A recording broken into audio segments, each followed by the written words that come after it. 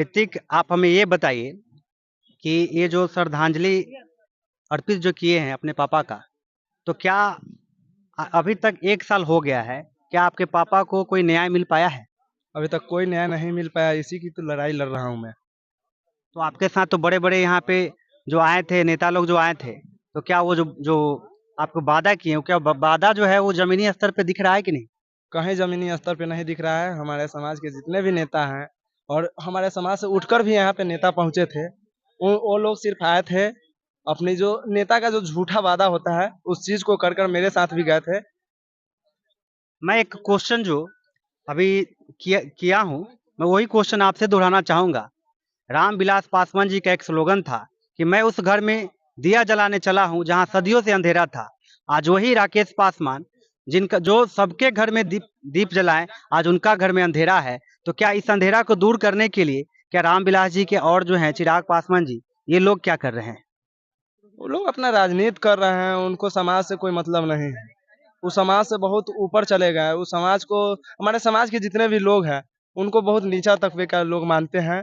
और ऊंचा अगर मानते, हमारे समाज को एक बराबर अगर समझते, तो इस कार्यक्रम में भी आते और सदन में इस आवाज को रखते। चाहे रामविलास पासवान के पुत्र चिराग पासवान हो, चाहे पारस पशुपति कुमार पारस हो, चाहे हमारे बहुजन समाज के जितने भी वहाँ पे नेता हैं, जो आरएसएस से भी हैं, बहुत सारे पासवान नेता है जो बीजेपी यानी आरएसएस से भी है, वो लोग भी अपनी आवाज को वहाँ सदन में रखता। क्योंकि यहाँ पे बगल में एक और हत्या हुई थी, उस बात का सदन में पहुंचाया गया, लेकिन वही राकेश पासवान जो सामाजिक लड़ाई लड़ते थे, और उनके अथी में सब यात्रा में लगभग लाखों लोगों की भीड़ थी।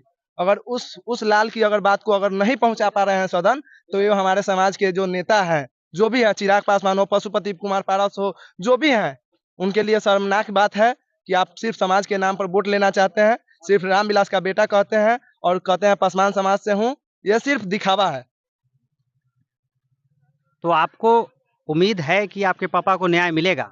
मैं इस लड़ाई को लड़ूंगा, इस लड़ाई को लड़ूंगा, क्योंकि मेरे पापा सब दिन कहते थे कि अगर समाज सो रहा है तो उसका जगाने का काम मेरा है, तो अगर मैं सो जाऊंगा तो अगला काम तुम्हारा है। आपके पापा पापा की सच्ची श्रद्धांजलि क्या है? आप श्रद्धांजलि अर्पित किए हैं, क्या इस श्रद्धांजलि को आप क्या कहना चाहिएगा? सच्ची श्रद्धांजलि उस समय मिलेगी जब मेरी माँ सदन पहुंचेगी और सीबीआई जांच की खुद मांग रखेगी। और हम जब तक सीबीआई जांच नहीं होगी, जब तक हम सच्ची श्रद्धांजलि नहीं मानेंगे। ऋतिक जो अपने पापा के बारे में कह रहे थे कि इनको किसी तरह का सामाजिक न्याय नहीं मिला है और सच्ची श्रद्धांजलि तभी मिलेगी जब इनकी मम्मी खुद ही सदन में जाएगी। तो मैं कहना चाहूंगा उन जो भी लोग जो लीडर हैं, जो इस समाज के नेतृत्व करते हैं, कि आए थे बहुत लोग कि हाँ ये न्याय मिलेगा, लेकिन अभी तक कोई भी सदन में इस तरह के मांग नहीं उठाए हैं। तो मैं उनसे आग्रह करूंगा, प्रार्थना करूंगा कि आप इनकी लड़ाई में इनको सहयोग करें और इनकी मांग को आप पूरा करेंगे।